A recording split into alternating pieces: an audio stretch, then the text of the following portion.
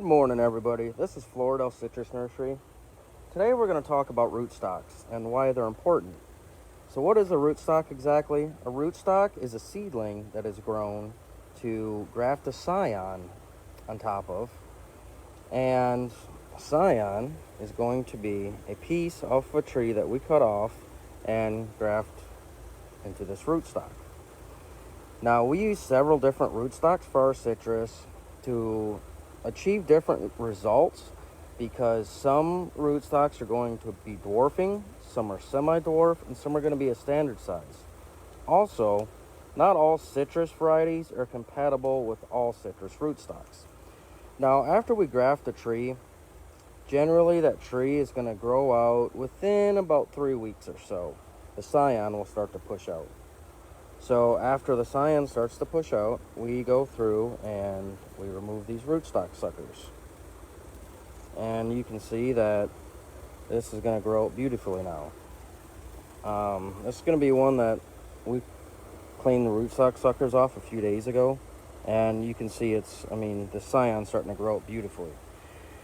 Now, if you don't pull your rootstock suckers off, they can overgrow the selected portion of the tree, and after a while it can shade it out and kill the scion.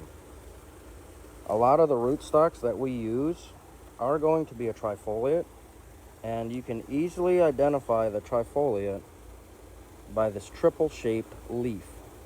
It's going to have a long main stem and then 2 little side wings on it. We use trifoliate for most all of our citrus trees that we sell to dooryard customers because it is easily distinguishable in between the rootstock and the scion.